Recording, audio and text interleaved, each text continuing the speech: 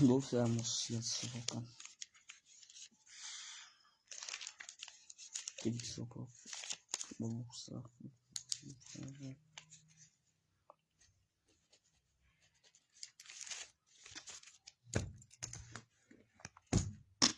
Que tá aí, mano?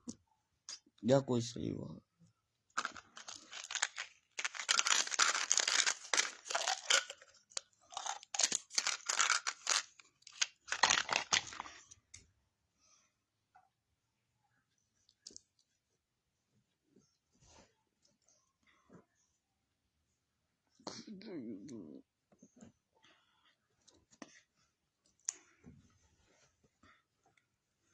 อะไรทำอะไร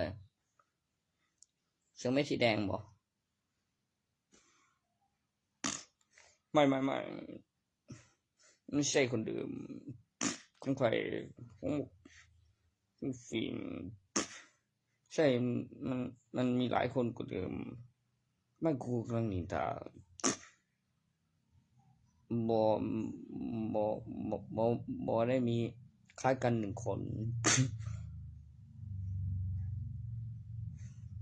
ทำไมนะบอมีแต่ผู้หญิงอย่างเดียวคนละคนไม่คนละคนนั้นคืออะไรแบบคนละคนต่อคนหนึ่ง บางทีก็เขียนแฝดไม่ก็ปิ้นอีกใบเอาแฝดซ้ำต่อทุกทีในตำแหน่งที่3รุ่นแฝดเป็นอย่างเป็นกำไรบนอันที่3มีสีมีดูออกมาเองมีบึงบุ้ยเป็นกำไรโอ้ยเวงก็รู้สึกก็ดีกว่าจริงที่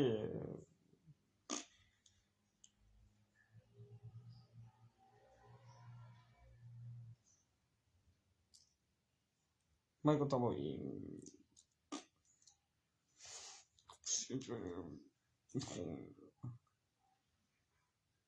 มันไม่ได้ถูกมามันก็หมดเหลือลงแล้วทำไมฆ่าผมจะฆ่าลูกไปเห็นอย่างถ้าไม่ใช่ลูกมันคนเดียวมันคือฆ่าง่ายไม่ใช่ฆ่าปันพ่อโอ้ยฆ่าปันพ่อเลยบอกจริงที่ครับพ่ออีนะมันก็ว่าฆ่าปันพ่อก็ว่าฆ่าปันพ่อไปยังไงกูไม่ได้ฆ่าเองกูสิบักอย่างทุกทีกูนั่งรอปันรอเองกินไม่กูอยู่เสียละตัวเนี้ยมันทันฟุตบอลระยะกลางว่างเป็นไอเทมทุนมีกำไรของใหม่เป็นยังเข้ามันสิออกใหม่ก็สิเอาใหม่ก็บ่ใหม่กูนึงทุกที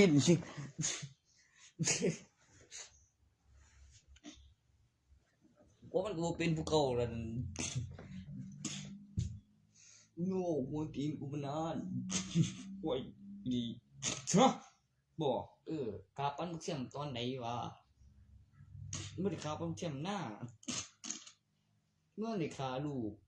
บุตรเด็กขาแล้วหนุ่มบุตรไงบุตรเดียวยังไงจังไดคือสิพร้อมสูตรบ่แม่นอีกบุรุษ10อีกหาทายบัตรทบครึ่งก่อนอาหารเด้อมากกว่าครึ่งนี่แล้วปัจจุบันบอกก็สิทายก่อนอีกบ่โดนโอ้ยกูคือนาทีกูหิวนอนบ่3โมงมันยังวะ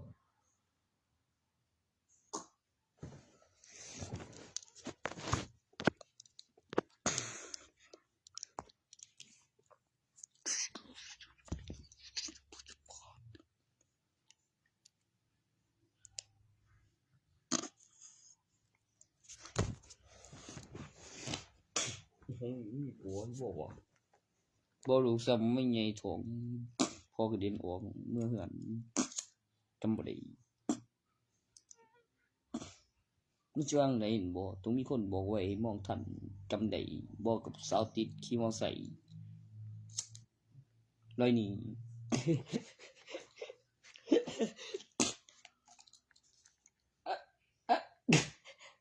มึงกล้าพูดกูเห็นมึงจะขี่มอเตอร์ไซค์ลอยหนี่ผมไม่มีลายกว่าเดียวมึงยังแม่ก็ลูกตัวมึงไงพวกมอเตอร์ไซค์น้อยยังสองเล่นของดีของว่าเป็นของเรียนตัวที่แรกว่าสิดวนเอ็กซันกำลังสาดเอวของหมอสาดโดนก็ไปออกไม่ไงพอไม่ไหลบอกแล้วว่าเขาสิเอินปูในอุสันกระเด็นออกสายหนึ่งไงทอว้าเป็นยังบอกห้อยสายหนึ่งไงทอสันถ่ายต้นแม่บ่พอโตกูอายพุ่งหลังแม่สมองต่อยพันปีเจอลูกกับหลานอีกนะเชื่อก่อนอีกคำ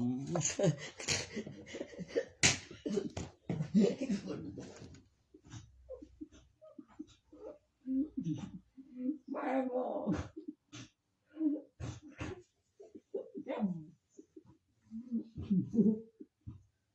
จะกดอีกเลยแม่บอกหมอสัตว์โดนกูแน่ที่ละหมอเสียวไปเลยขนาดเตะไปเลยขนาดอะไรเตะไปขนาดอะไรเตะไปไม่เตะไปไรบ้างไม่เตะไปไรบ้างไม่เตะไปไรบ้าง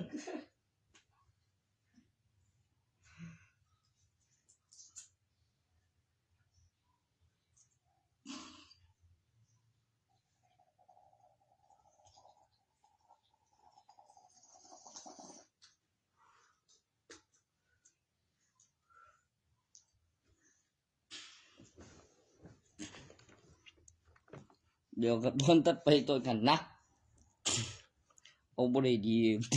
เอาไว้ถั่วแล้วขอคืนมึงอยู่แล้วขอคืนอย่างมันบริจัดงานใส่มึงเลยยังไงไปทหารเขาบอกวูเรื่องที่ปี2บอกยังไงยังบอกเขาบอกมึงตายมึงก็ตายทีบอกก็คือว่าอธิบายมึงไปตายยังไงมึงตายเดี๋ยวมาทอได้ทุนไปเดี๋ยวบุกไก่เป็นยังมันจะไปใส่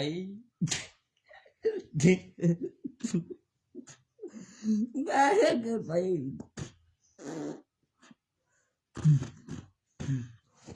กูเห็นตำแหน่งตอนออกข้างบอมฝุ่งขึ้นมายังเห็นเสื้อถือที่หลังอีกตอนมันสวนทางฮะงงไงไปได้ดีบัดปฏิบัติมึงก็แล้วดึงออกมาอีกตัวหนึ่งเนี่ยมันสิบอกว่าออกมาไงเด้งได้แล้วอังรักฐานสอนถ่ายรวยก็แม่นบ่รวยบอกเจ้าสอนถ่ายอีกตอนกระดิ่งออกสอนทางข้างนอกวุ้ยซื้อได้ไปบอกข้างคาบเป็นวิดีโอบอกว่ามันจะทำได้ที่ทางกระบาลบอกกับบัวข้างก็ซื้อไปเรียนบ้านเหลือเขียนกับตังกับพิมพ์เป็นอักขระโต๊ะสอนสปาร์ตี้เฮ้ยโอ้สบายข้าแสงขอแว่นแรงก่อน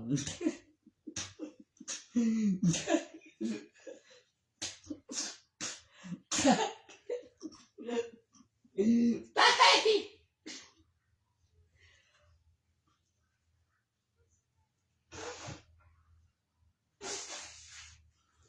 อ้ยมึงบอกให้บ่ได้จังไง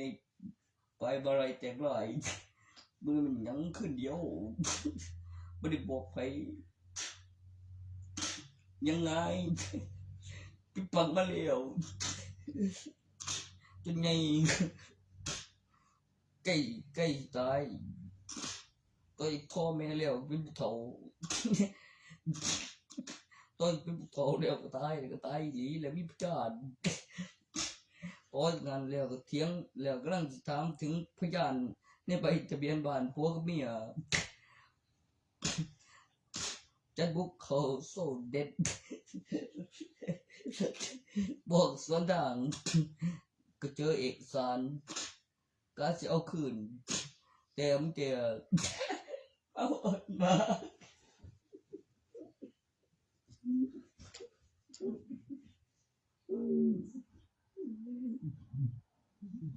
ว่าชีวิตมันโอ้ยได้มาข้าไม่เอง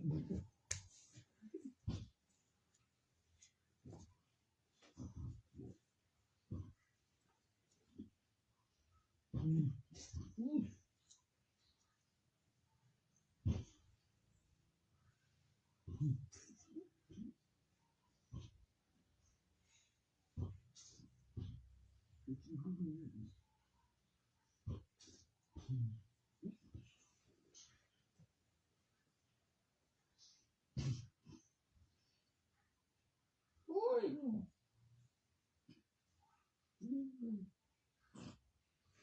บ่จริงหยังบ่จริงหรอกจะใส่แล้วมันจะคำคนที่แล้วดีแม่โอ้คนที่แล้วดีบ่เสือมีผลต่างกัน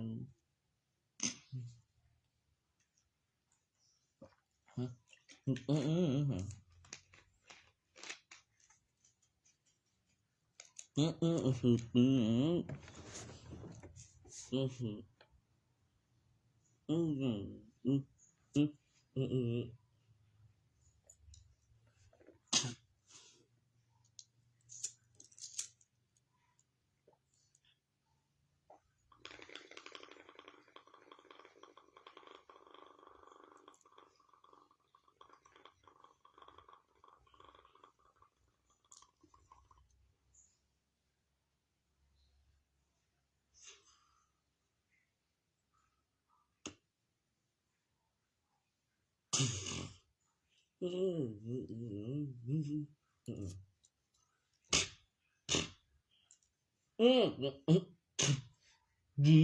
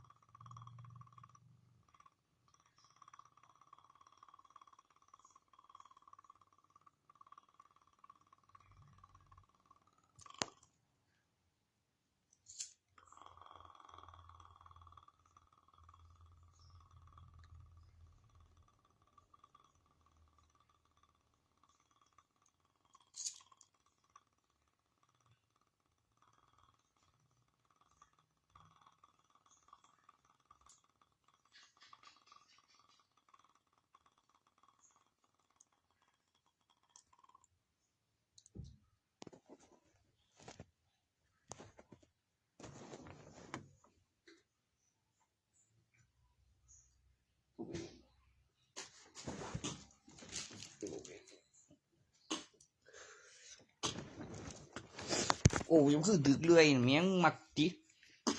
กูบอกละว่าบ่มักบ่สวนหยังสวนตรงหินคนต้นไม้มันคนละอย่างปักหักกับบริปักหักกับถึงวิญญาณกับวิญญาณมีความคืดมีความรู้สึกเกิดจำได้มีน้ำหนักผืดสังเคราะห์แสงเป็นแกนแล้วค่ายโอโซนจะซาดไฟตัวตนในใบทะเบียนบ้านต่อจากใบทะเบียนบ้านแล้วอุปกรณ์การจดจำการพัฒนายุคสมัยวันที่เวลากล้องจร อยู่นอกใบทะเบียนบ้านต่อจากสัมผัสปลุกเสกอยู่ในตำแหน่งที่ปลอดภัยเพราะมีห้องอยู่ในใบทะเบียนบ้านแล้วอยู่ในตำแหน่งที่ปลอดภัยใบทะเบียนบ้านคันต่อจะมีรูปแบบตัวอย่างสัมผัสปลุกเสกอุปกรณ์ใช้พลังงานไฟฟ้า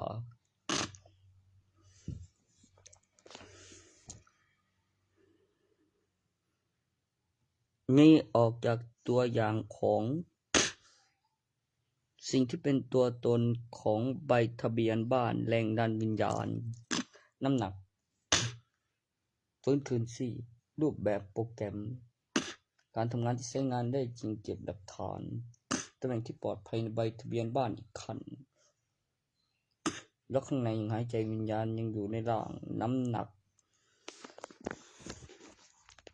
สัมผัสความรู้สึก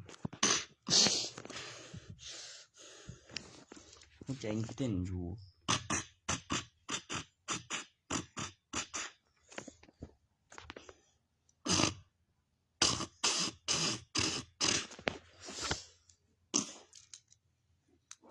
โดยอาการที่ใช้ประโยชน์คำว่าแต่ปกติแล้วประวัติลายนิ้วมือการเจริญเติบโตภายใต้ชั้นบรรยากาศใบทะเบียนบ้านในบัตรประชาชนลงทะเบียนซิมแยกแยะรายบุคคลลงทะเบียนซิมQR Codeในหลายที่ผ่านการสวมซิมหนึ่งก่อนซิมเดียวอยู่ตำแหน่งที่ปลอดภัยในใบทะเบียนบ้าน ข้อมูลการลงทะเบียนซิมใบทะเบียนบ้านในบัตรประชาชนเก็บหลักฐานมีห้องล็อกข้างในและเปิดเข้าเปิดออกล็อกข้างในในตำแหน่งปลอดภัยในใบทะเบียนบ้านค่อยออกแสงแสบตาทีละน้อยและมือตาขึ้นและเห็นชัด ตอนนั้นน่ะนะเล็งนาฬิกาและเป็นคืนในช่วงที่มีการพิสูจน์ว่าไม่ถึงแจ้งตายไม่ถึงแจ้งหายยังไม่ไกลหนึ่งคืนแล้วขณะเล็งเวลาล็อกข้างในมีทุนมีกำไรในห้องแล้วก็แบบมือตาอยู่นี้ห้วย4-5 โมงเป็น3-4 ทุ่มนี่ไงวะต้องจับหน้าจออยู่แบบอย่างนี้พิบแบบไม่นานเลขปุ๊บมาแล้วมีแสงแสบตาขึ้นแล้วก็เห็นแสงสีแล้วก็อยู่ในห้องข้างในแล้วก็รีบพูดให้หมอฟังว่าจำอะไรได้แล้วเกิดอะไรขึ้นโบ๊ะแมงบ่แล้วก็เช็คเงินเช็คของกับเช็คทุนแมงบ่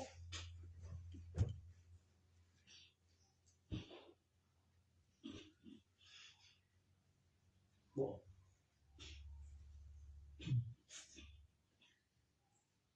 อุ้ย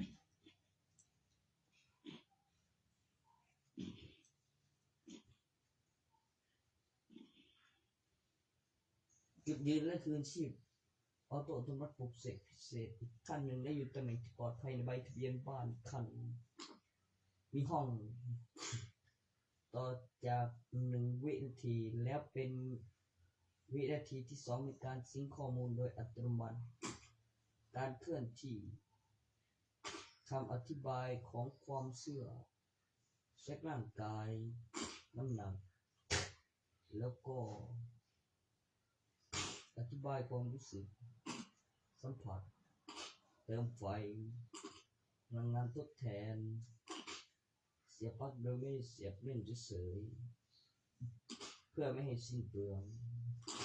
รวมตัวจากแสงเกิดน้ำหนักเป็นแกนวิวัฒนาการถือศีลกำหนดเวลารู้กฎหมายมีคำอธิบายเหนือสวรรค์บนดินเซียนเทวดา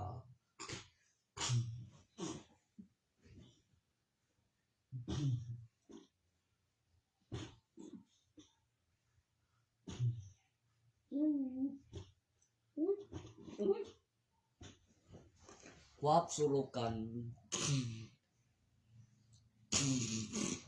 ข้อมูลออโต้อัตโนมัติสะดวกเฉพาะในเวลาที่ต้องการเพื่อป้องกันอุบัติเหตุด้วยป้องกันอันตรายจากอาวุธด้วยและป้องกันอันตรายจากการโจมตีของสิ่งที่ทำให้เกิดบาดแผลหรือเจ็บตัวยืนอยู่ในตำแหน่งที่ปลอดภัยค่อยเคลื่อนที่ขั้นหลบไวขึ้นหลบทันและก็หลบทันจริงๆแต่ที่แรกโดยไซวา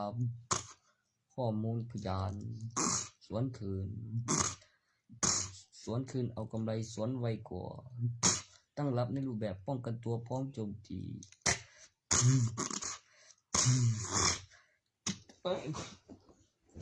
ไม่โอ้ถ้าเป็นบนหูไม่กลัวมันเต็ม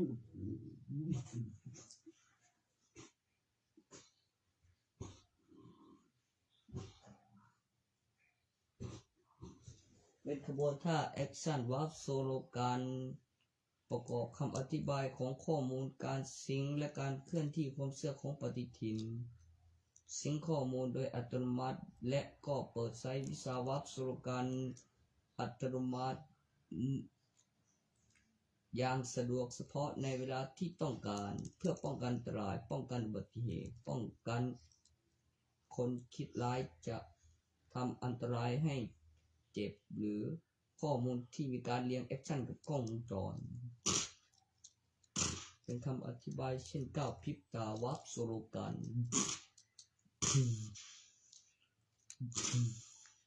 เซโรเซราโซโลกัน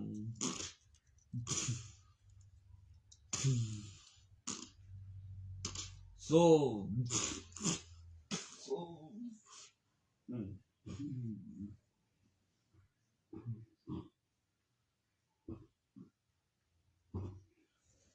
เวลาในกล้องวงจรที่ตรงกันการถ่ายทอดสดซิงค์ข้อมูลโดยอัตโนมัติเพื่อความสมดุลของจักรวาลที่สมบูรณ์แบบยิ่งขึ้นและข้อมูลระบบ QUEST Power Over เป็นระบบออโต้อัตโนมัติปลุกเสกพิเศษอีกขั้นหนึ่งมีการพัฒนาเส้นระบบ Store ที่มากกว่าความสมบูรณ์แบบอีกขั้นประกอบกับแอปพลิเคชัน Android ตั้งชื่ออีกขั้นเพื่อสั่งการเสียงและถามและหัวข้อและเก็บวิดีโอนิสัยและสันดานวัฒนาการของจักรหุ่นยนต์ตั้งชื่ออีกขั้นมีเวอร์ชันจำนวนตัวเลขที่ทำให้จำได้มีการอัปเดตแบบไร้สายเชื่อมต่ออินเทอร์เน็ตเกิดน้ำหนักรูปแบบรูปร่างสัมผัสการจดจำของสมองสัมผัสเกิดความรู้สึกคลื่นเสียงตำแหน่งที่ปลอดภัยเพราะมีห้องต่อที่อยู่ในสถานการณ์ที่แตกปกติแล้วพอต่อจากวิเดียวเป็นวิถัดไปเหมือนจะมีการย้อนแต่ไวกว่านั้นในตำแหน่งที่ปลอดภัยมีแสงออกใต้ประตูเหมือนคืนชีพมื่นตาไม่ก็คุณฟื้นบนเตียงคล้ายความฝันแต่ยังไม่เกิดขึ้นจริงแต่จำได้ฟื้นบนเตียงเป็นวิชาเอาตัวรอดตอนคืนเมื่อเลือกได้2 วันต่อ1 วันและมีวันพรุ่งนี้วันมะรืนแล้วคนยังไม่ตายและบอกไว้พิมพ์ไว้แล้ววิ่งเข้าเงาเพื่อต้องการเอาตัวรอดแล้วเกิดมิติที่เกี่ยวกับแอคชั่นวิชาคุณฟื้นบนเตียงอีกรอบและคนยังไม่ตายและไม่ใช่ความฝัน เมื่ออธิบายถึงขั้นตอนจากเรื่องและความจริงแล้ววิ่งเข้าเงาแล้วไม่ได้เปิดแฟลชแล้วหันกล้องไปไม่เจอเหมือนทำไปด้วยแล้วก็อยู่ในตำแหน่งที่ปลอดภัยในใบทะเบียนบ้านมีห้องส่วนตัวเพื่อกำหนดเวลาเช็คความปลอดภัยเช็คร่างกายแล้วฟื้นบนเตียงความมหัศจรรย์ของสิ่งที่เรียกคุณต่างจากผมฟื้นบนเตียงด้วยว่า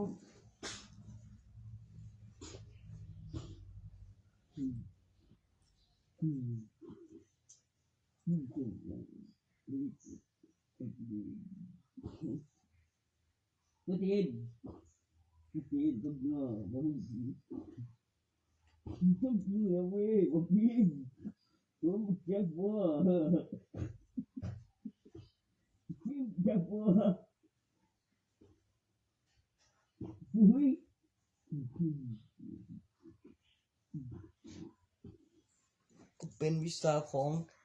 ไอ้สายารัติการแบ็คแมนอมตะตลอดการเป็นเวลาคืนฟื้นบนเตียงมานะ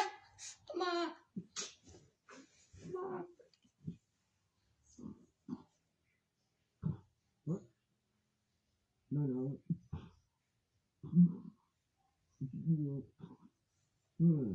จะการคืออะไร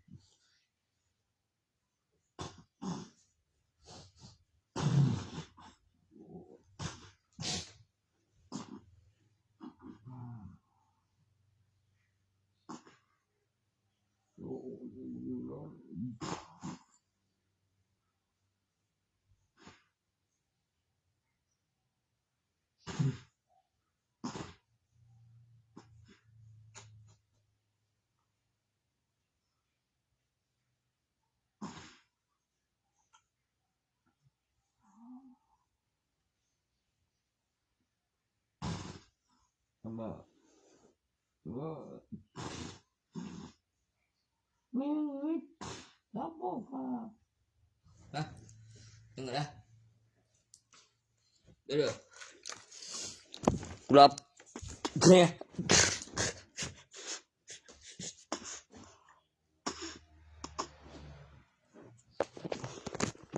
susah hilang beli lori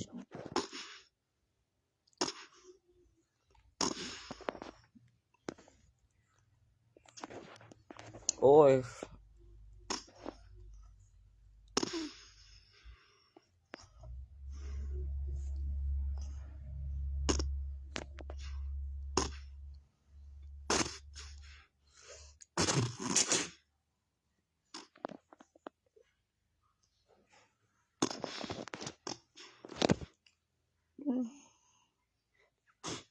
oh gue boleh Assalamualaikum kosong Malia lihat Twitty แบบครับทั้งพิมพ์ทั้งเอกสารแล้วเติมทีละขั้นตอนเอาตัวที่สามารถรวมตัวกันใหม่ภายใต้ชั้นบรรยากาศ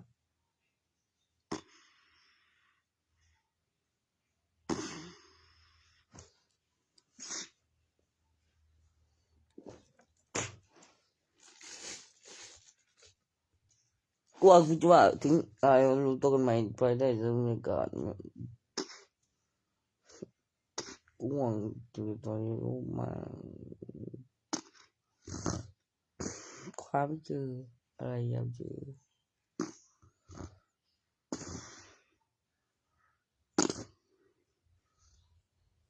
ความเจอตัวนั้นอันไหนซาโดบอกนี่อย่างถ้าแชมเปี้ยน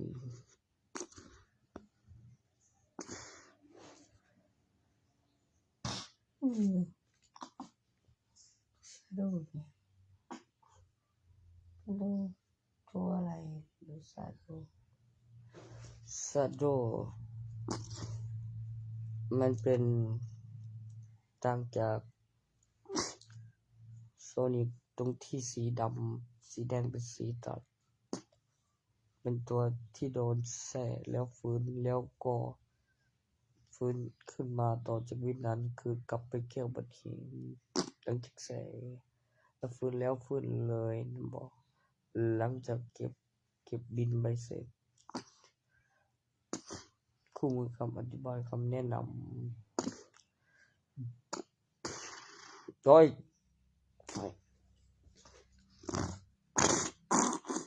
โ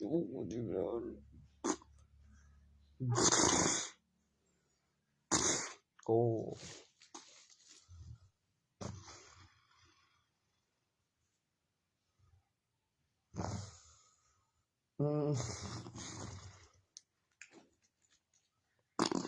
โอ้ไงคุณโอ้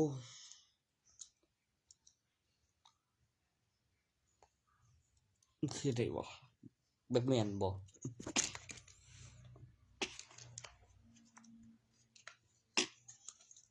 ผมรวยผมซื้อธนาคาร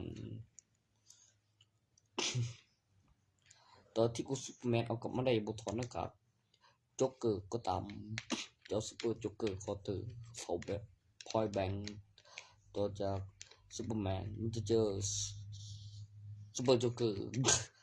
แจ้งตำรวจเอารถต่อจากหาหมอมาแล้วเพื่อสิ่งนั้นได้มาพอดีเกิดขึ้นมาได้หลายทิ้งเปลือกแล้วก็ถามถึงแบทแมนผมรู้สึกยังไงเมื่อเห็นจ็อกเกอร์ตายไม่ก็แจ้งตำรวจเอาอย่าเข้าใจไม่ก็รวมกันเอามันไปซุบซิบขึ้นมาซูเปอร์จ็อกเกอร์ทุกทีซูเปอร์จ็อกเกอร์ของซูเปอร์จ็อกเกอร์เลยอะไรเลยทำไมกูทำไม่ได้เหมือนมึงอะไรทำอะไรกูทำไม่ได้เหมือนมึงอะไร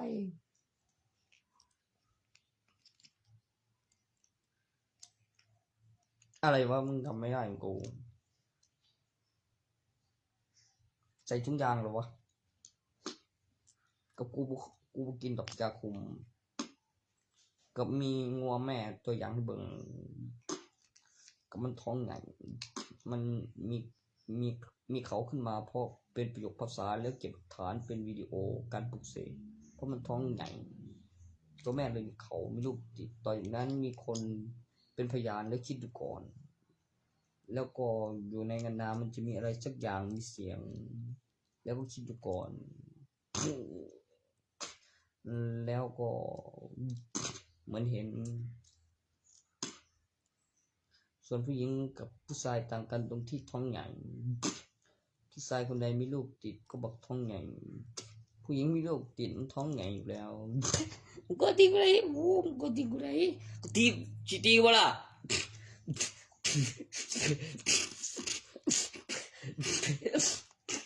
ไม่พี่ดู ว้าย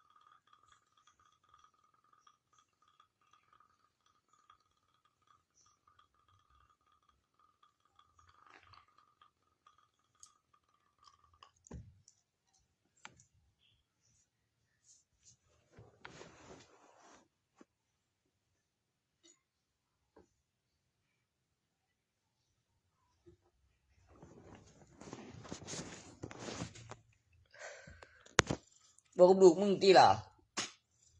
แม่กูบริสอนมาจันเตรียมตัววงกันนะกันบดีก็ไปที่คุกดูต้องสอนเป็นเอกสารนำเกยยันลืมกับใบหลังกับหลักฐานไปยังบอก โอ้ยสั่นได้กูจะตีกูก่อนหันเบอร์มี่ตัวนั้นดิก็กูไปครั้งยังได้ออกมากูก็เลยกลายเป็นจันสีแดงแสงหา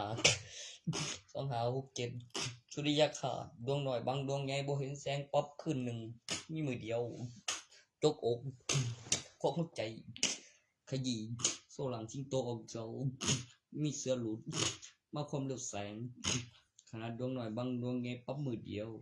เดี๋ยวแก2 มือนี่มือบนเครื่องมึนตาอยากตายพักตัวเรื่องใหม่บอกคันเวทแบบนั้นจำได้ตรงเรื่องใหม่เรื่องเสือหลุดต่อจากสิงโตตัวใจขยี้มือสุริยคราสมีอยากตายบ่คือไผ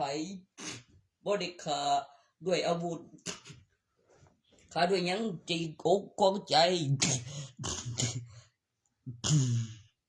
ยุ้มโดยกรงเล็บให้สลายบ่ได้ฆ่าเสือโดยแสงมือเดียวสิงคราชกับนรสิงห์ไอเสือตัวร้ายเติมร้ายกับนรสิงห์เป็นเจ้าถิ่นออกจากเสาท้าทายลบหลู่เขาจะขึ้นรูปใหม่จัดให้โดยร่างอวตารพระนารายณ์นรสิงห์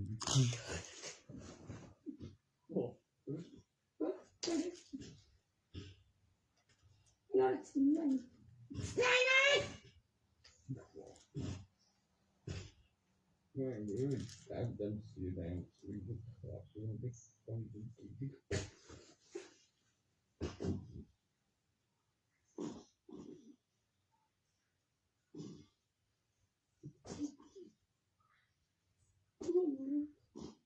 สิ่งข้อมูลโดยอัตโนมัติกายปีพุทธศักราช2567บันทึกไว้ในการประกอบโดยวิดีโอ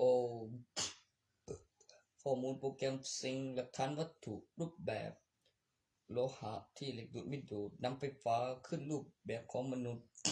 และปีพศที่ค้นพบบันทึกของแอปพลิเคชันที่ทำงานได้จริงของข้อมูลการซิงค์ต่างกับจูนช่องทีวีโดยซิงค์โดยปฏิทินวันที่เวลาแล้วอยู่ในหลักฐานวัตถุเป็นเช่นสิ่งของมีค่ามีราคาปีพศ2567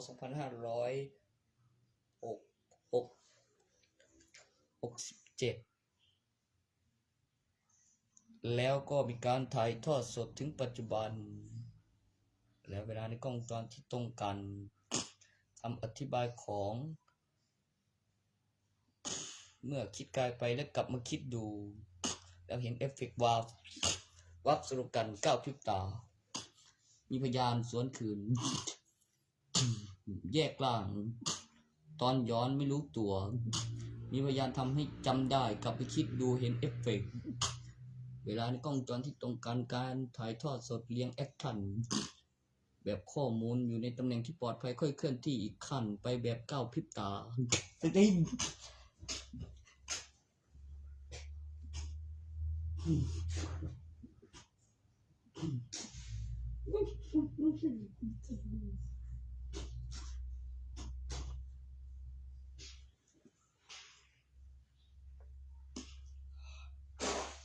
ซิงข้อมูลโดยอัตโนมัติตัวความสมดุลของจักรวาลที่สมบูรณ์แบบยิ่งขึ้นเป็นประโยคคำว่าดีเยี่ยมสาธุ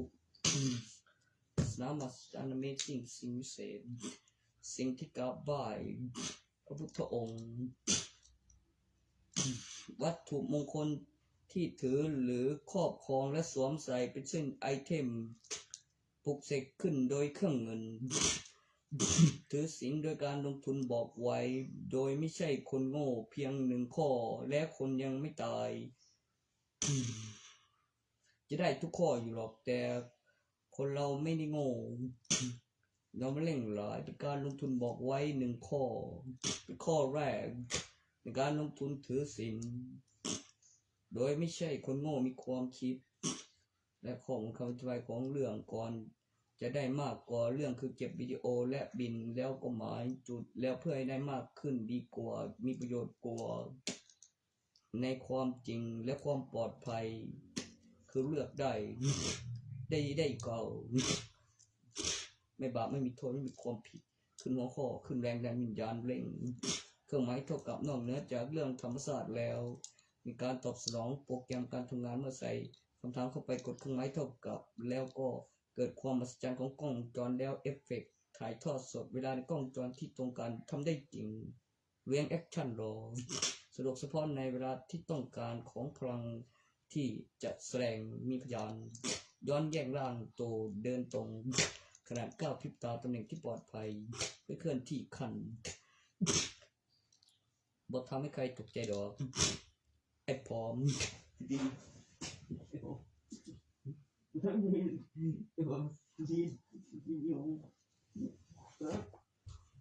ให้กูได้ยังไม่เลยเดี๋ยว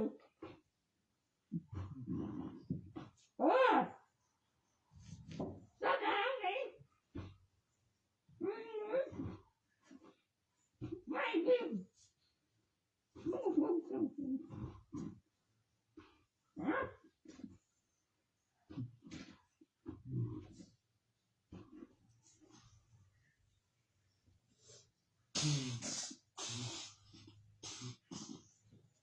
เป็นคำอธิบายของข้อมูลป้องกันตัวป้องกันอันตรายประกอบข้อมูลรูปแบบใน YouTube ของคำอธิบายของการจดจำการพัฒนาที่มีจำนวนตัวเลขแบบเป็นตอนของเทวดาน่าจะรวยล่าสุดมากกว่า 1,200 ตอน ถึง 1,300 กว่ามีคำอธิบายของการประกาศเกี่ยวกับการพัฒนาการจำการพัฒนาขณะเคลื่อนที่และเชื่อมต่ออินเทอร์เน็ตสมบูรณ์แบบรูปแบบตัวตนของคนในใบทะเบียนบ้านที่เป็นเส้นการทำลายใส่ไอเทมเงินเก็บและสิ่งที่มีอยู่จริงสิ่งที่มีดูการจดจำการพัฒนาของแผ่นป้ายวัดพลังครั้งส่วนตัวข้อมูลขณะเคลื่อนที่เลือกมีการจดจำการพัฒนาของแผ่นป้ายวัดพลังที่ขึ้นระบบให้ดูขณะเคลื่อนที่และเชื่อมต่ออินเทอร์เน็ตสมบูรณ์แบบแอคชั่นวิสาตั้งชื่อขั้นหนึ่ง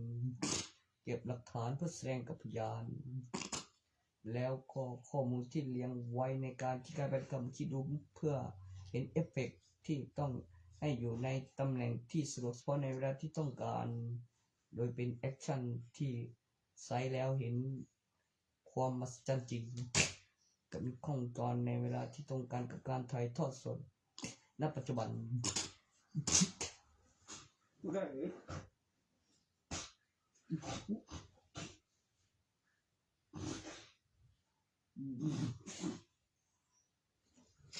คนไม่มีนี่ก็จับมันไม่ได้หรอกครับมันลอยนวล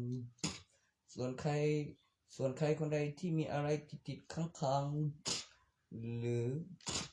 มีคนทักท้วงว่าค้างคาอะไรในการสื่อสารหรือไม่มีการลงทุนบอกไว้หรือเตรียมการ มันก็มีอะไรสะดุดแต่ส่วนมากนะครับมันจะวาบมันจะก้าวพริบตาตำแหน่งที่ปลอดภัยค่อยเคลื่อนที่ขั้นไวจับได้ว่ามีเงินหลายเอาไว้ใส่คลังมีทุนมีกำไรเสียของเป็นไม่ถนัดโอนถนัดตั้งราคาเอากำไรมีทุนมีมีหลักฐานวัตถุออกมาตอนสองแขนไม่ว่างมีพยานทำให้จำได้ตอนที่ออกมาทำไมถึงต้องมีพยานเพราะมีกล้องวงจรแล้วมีพยาน2 คนแล้วมีหลักฐานวัตถุวางที่กลางกับ2 คนแขนไม่ว่างแล้วก็วางกลางแล้วก็มีวัตถุกล้องวงจรเวลาและข้อมูลที่ผู้ถือครอบครองมีน้ำหนักในมือกับไม่มีน้ำหนักในมือตอนเอาไปได้ไม่นานเปิดหลักฐานมาวางไว้ที่เดิมไปใจกูแม่ไปได้มันยุบไกลกูขนาด2 ครั้งวางว่างลงตอนได้กูจับได้ไอ้ของมีน้ำหนักบูมึงไล่ใบตับเสียยังไงเขาปัญญาบ่เห็นบ่มีน้ำหนักคือเก่าเงินบ่นี่กล่องวงจรคันบ่เอาว่าอีหลีแล้วเอาว่าแค่เส้นหนึ่งเกี่ยวกับอหยังบอกเกี่ยวกับมีพยานให้จำได้ตอนออกบ้านบอกต้องมีพยานใดอย่างหนึ่งก็มีหลักฐานในกล่องวงจรตำแหน่งที่ปลอดภัยใบทะเบียนบ้านปกติแล้วไม่เกี่ยว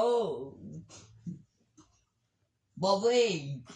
ห้องยกท่านบ่ยอมตีเอาแต่ที่แรกบ่เว้ยมีความคิดดีเว้ยมีความรู้สึกอธิบายแบบดูตอนมีผมตีเอาจะไปหาตำรวจแทนแหมตอนจากออกมาแล้วแจ้งตำรวจไปแล้วหลังจากหันกำหนดเวลาแจ้งไปถ้าบ่มีผู้ใดมาเอาบ่เฮาก็มีพยานตอนใดมาเขาเสพไผแล้วใส่เป๋ายังโง่ใดให้ผมเฮ้ยแม่ไง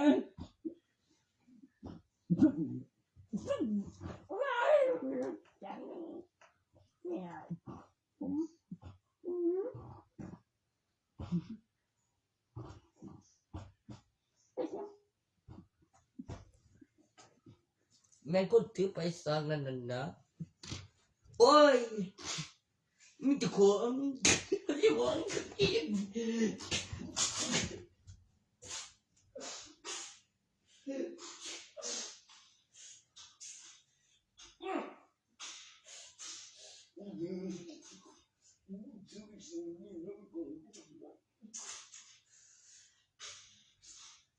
โอ้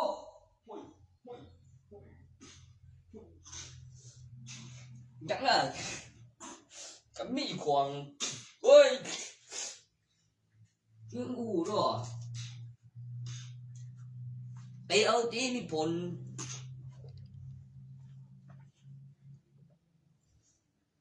ต่อจากตีเอาแล้ววิธียังมีเสียค่าปรับมีเจ็บโตน้ำบีโตมีของที่แสดงหลักฐานว่าได้มาใดคำอธิบายเมื่อกี้เป็นพยานทำไมถึงออกมาตอนที่มีพยานเข้ามากลางมีอีกอย่างหนึ่งเพื่อจำได้แล้วอย่างหนึ่งคือใบทะเบียนบ้านแล้วก็กล้องวงจรแล้วน้ำหนักในมือของอุปกรณ์หรือหลักฐานวัตถุแล้วรูปวิดีโอแล้วดูในมืออีกรอบแล้วมีเจ้าของจริงเมื่อไม่เจอในกล้องถ่ายภาพเมื่อไม่มีน้ำหนักในมือควรวางไว้ที่เดิมของที่มีเจ้าของเอาไปแล้วก็บ่เห็นน้ำหนักในกล้องอยู่ได้ไม่นานก็มีคำอธิบายว่าบ่ได้ตีเอาแต่หยิบมาด้วยเฉยๆเพื่อได้แต่บ่ได้เพราะมีหลักฐานเพราะไม่มีน้ำหนักในมือเพราะสิ่งของที่มีน้ำหนักในมือแล้วโผล่ขึ้นมาในกล้องแล้วเห็นแล้วมีคนเป็นพยาน แล้วมีที่เก็บหลักฐาน มีเจ้าของได้มาเพราะอะไรกล้าแจ้งความเอากับตำรวจ มีพยานตอนออกมา ไม่ได้โกหกเพราะมีหลักฐานบันทึกเวลารูปถ่าย แล้วน้ำหนักของจำนวนเท่าไหร่ ได้มาเพราะอะไร ในสถานการณ์ที่พยาน2 คนอยู่ที่กล้อง ข้อมูลที่2แขนไม่ว่างมีเงินออกมา100,000 บาทเพราะถือโทรศัพท์เล่นเกมเฮ้ยอู้ยุบแม่งเลยอู้แสงดู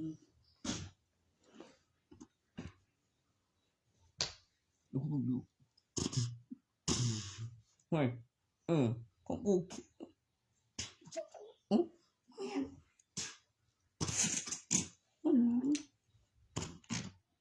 นั่นจริงนะ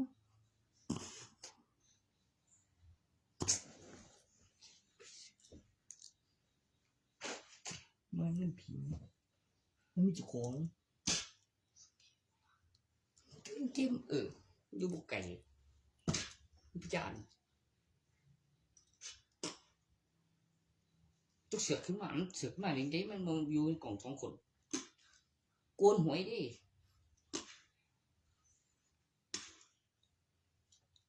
บอกถึงเรื่องนั่นละบ้านมีเจ้าของเดิมเป็นของผู้ใดกับแจ้งความเอาใดบอกกับมีพยานตอนเก็บได้มาแล้วมีกล้องวงจรแสดงหลักฐานแล้วไปตัวเป็นวิดีโอในห้องสิเป็นยังที่บ่เนาะบ่หอดใบทะเบียนบ้านดิแล้วคำนวณแล้วมันก็ต้องคือต้องเรียงเอ็กซันไว้แล้วก็บอกไว้แนมทันแล้วก็ต้องฮู้ว่าของไผขนาด2 แขนบ่ว่างแล้วก็คือเห็นรถหอดไปคันดูในระยะสะดวกเฉพาะแล้วก็เป็นข้อมูลที่ดูออกว่ามีเจ้าของและไม่ใช่ของใครแล้วลงทุนบอกไว้อย่างคำอธิบายสิ่งของที่มีเจ้าของแล้วน้ำหนักในกล้องไม่ได้ทำหายโอ้ย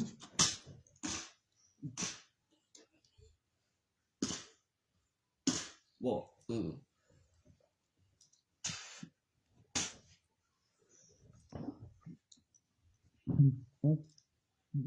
อ้ย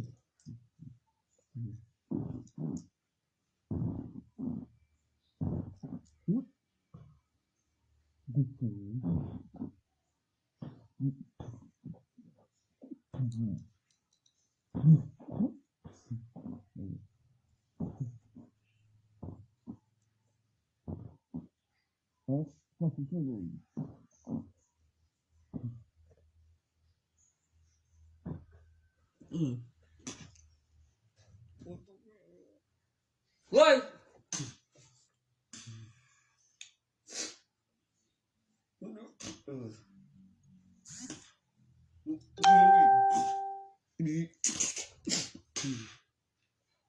เขาเขียนบอกว่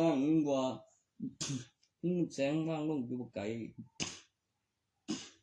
ช่วงไหนช่วงเสกของหันถนัดเสกของบทถนัดโอน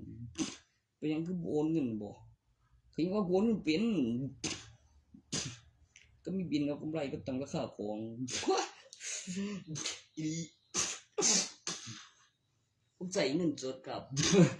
เมียนโอ้ชิกูดีบอกกูดี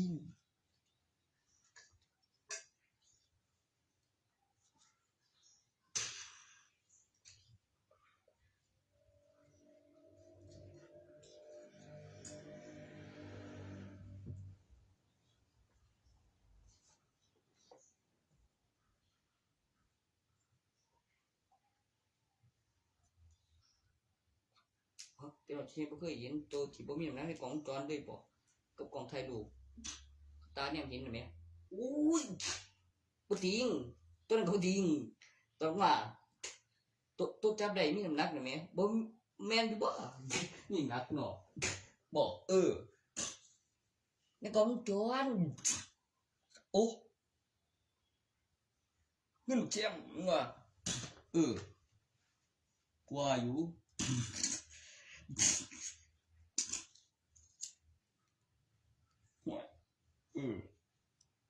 เจ้าจุ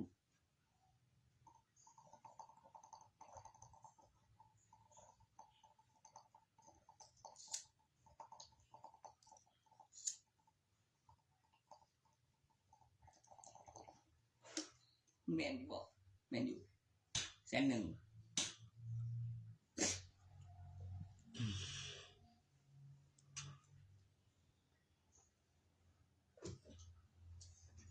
อาจุก็ไปยินว่าไงซั่น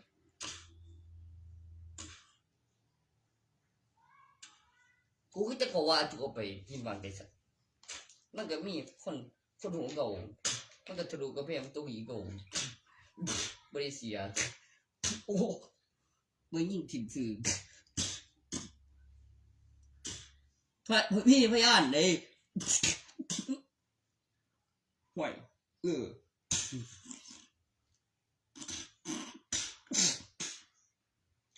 จูเฮ็ดเสียตอนใดแล้วเอาไปร้านใดได้ไงเนาะว่าตัวนั้นกันในของจอนก็มีนะก็บ่ได้เสียกับกูบ่ได้สูญจังว่าก็มึงสิเสียได้จังได๋กูบ่ได้สูญวางไว้อยู่หั่นมันก็สิอยู่หม้องหั่นติก็มีคนสูญไปโอ้คือแม่นอยู่ก็มีหลักฐานในกล่องมันเสียอุ้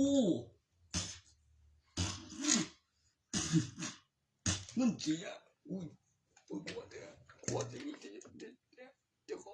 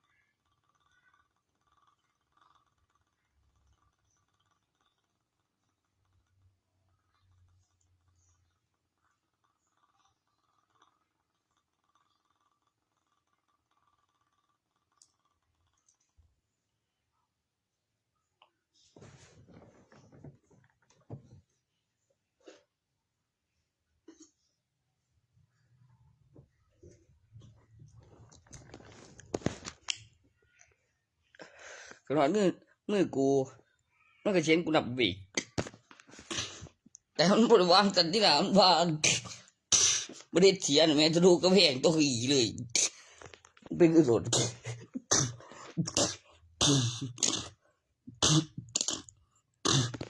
ไม่ชอบกูตัวบ่เรื่องพยานต่ออีกเฉยเลยถึกไปบ่ล่ะโอ้จ้าช่วยปืนเดี๋ยวสิสวนมันเกิดจังได๋แล้วสิมาตีกูได้จังได๋ล่ะซะงั้นกูก็บอกเพิ่นอยู่กูคือสะบัดดึงทะลุกระแพงไปถึกเพิ่นจะต้องอีกบ่อีกจังว่าก็สิบ่คือจังนั้นสมบ่ตับแตกแม่นแพงไว้ดนคันบ่ฮู้ว่าค่ายหยังตับแตกพุ่นเด้ สิตายบ่คันว่ามันบ่ได้เฮ็ดเสียบ่ได้ยินซื่อๆโอ้ห่วย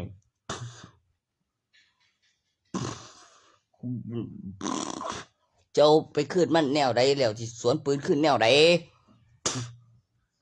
โอ้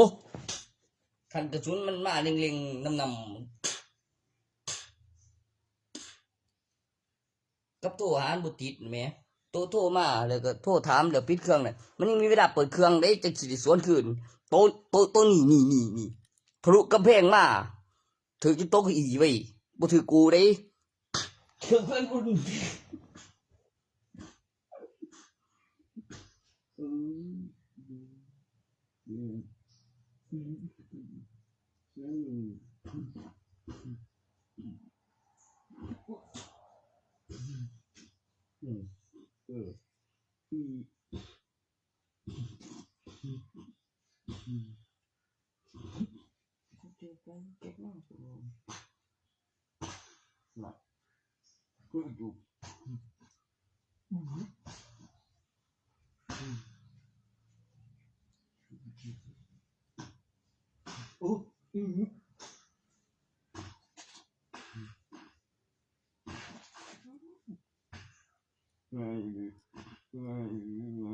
คือกูจะตายต้องตายนี่ห่วย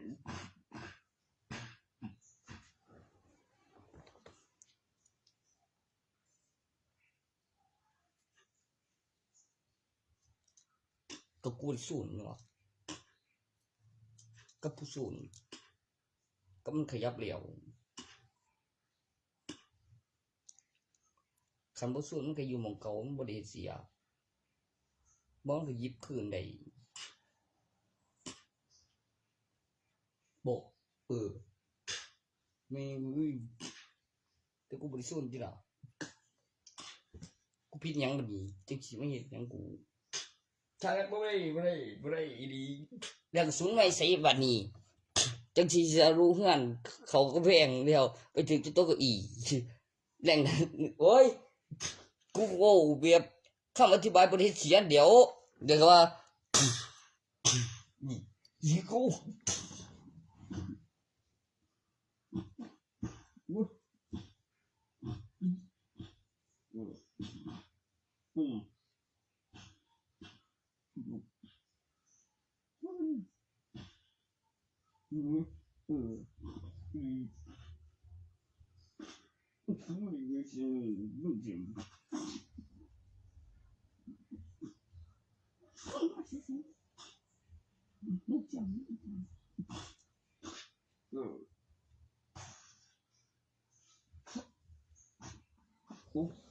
วิเชีย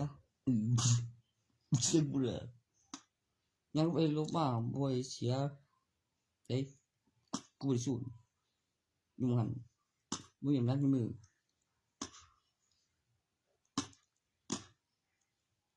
ชิมนี่กูบ่สิสวนขึ้นจังได๋วะโอ้ดีโอ้ยกูสิสวนขึ้นจังได๋วะคันกูสูนกูบ่ได้สูนไปสิโทษกูอีหยังเนาะบ่นะบ่ได้นะบ่โว้ย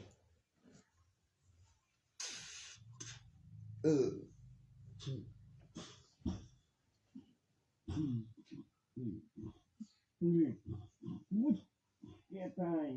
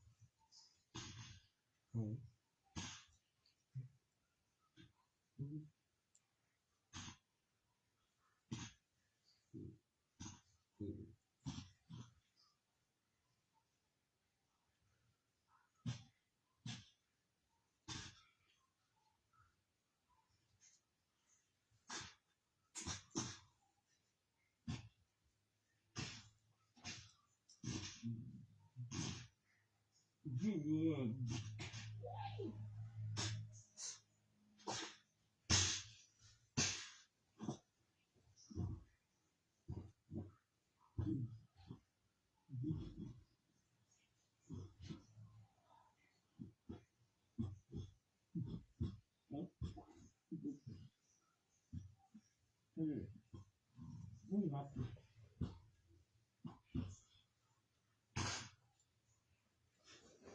เสียมันก็บ่เสียแล้วแต่มันก็บ่จบดอกก็กูถือเขียครับถือไฟหันมาซะงี้เด้อแค่ตะลุกก็แพงไปตัวอีนะเรื่องบ่ได้เสียเรื่องเลยกูก็บ่ได้สนเว้ยมันสิบอกว่าพากันเอิ้นวิธีการอัญเชิญเสกแล้วก็ปลุกเสกแล้วมีกำไรต่อจากปลุกเสกมีกำไรมีใบเห็นโอ้ยกูบอกเลยแล้วบุญเติมมาจึงมีโอนถึงไหนเขาจะเอิ้นโอนเด้งได้คันบังมีอำนักแนวในกล่องมีคนสูนมีพยานโอ้ทุกบ้าเกี่ยวเนี่ยตามโดยบริเหตุเสียนแม่บริยิงถิ่มซื่อๆยิงปืนนั่นทะลุหัวแพงกูว่ามันบ่ตลกได้ตลกกระแพงไปถือไปถือคนที่โต๊ะเก้าอี้บ่ตลกได้ก็อีหลีคุกก็ว่าสิสวนมันขึ้นแนวใดล่ะแต่กูไปยิงมันบ่เห็นมีไปซื้อปืนแล้วบ่บริเหตุเสียคือกันน่ะบ่ไอ้เปลืองอุ้ยหรือถือของไอ้ตื้อแม่งก็อีกแล้วก็อ้างนับเห็นไหมก็ได้ชื่อค่าซื้อเขาบริเสียก็ซื้อปืนแล้วโอ้กูลืมไป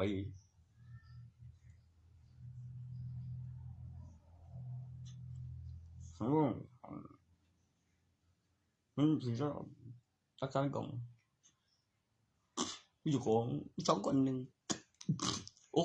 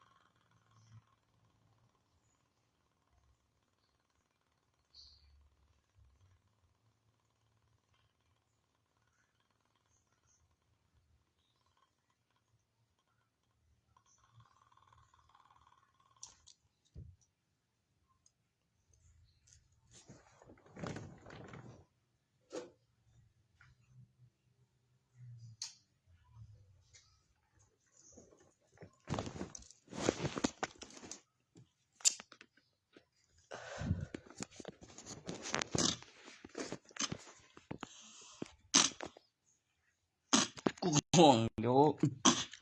พี่กว่าดิถูกกระแพงแต่กูบอดีถือกูอุที่ละกูสูนห่วยแปลว่าถือผมสูนบ่เดี๋ยวถือพยานที่กับเงินมันอยู่ใส่ก็ไปใส่แล้วมีเจ้าของตายบอกว่านั่นยังหดแรงดันเขาแต่ครัวพี่ตายนะตัวหนึ่งตำรวจเลยสงสัยที่มันได้ยินผลอยู่แต่บ่ตายอีหลีตับแตกตุ้นตายมีสองเถื่อบ่เห็นจับคนยิงบ่ได้แต่ย้อนระเบิดบ่ยังคือแบบเด็ดสามมีเสียงก่อนง่ายแล้วยังคงคู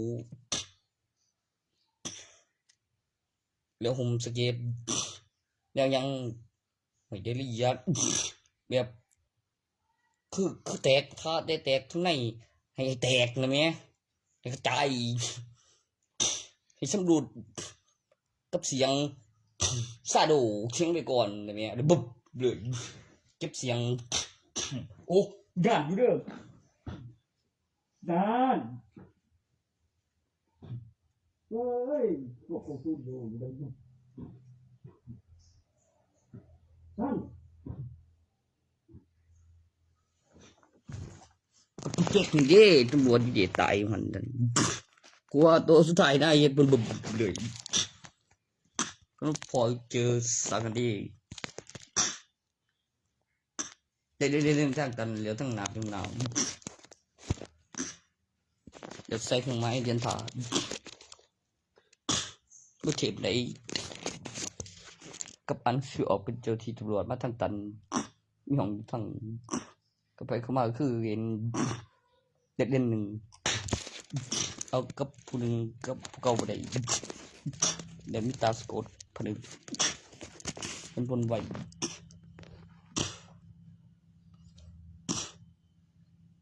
เดี๋ยว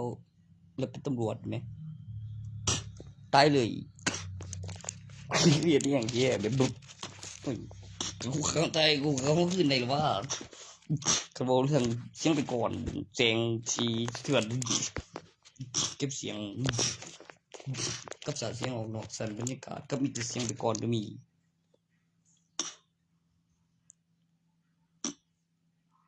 กับความไวก็หมดตำแหน่งที่ปลอดภัยก็มีไปเครื่องบินถอดหัวถาเติมบุกใหม่ก็มีมันสี่คือชื่อผิด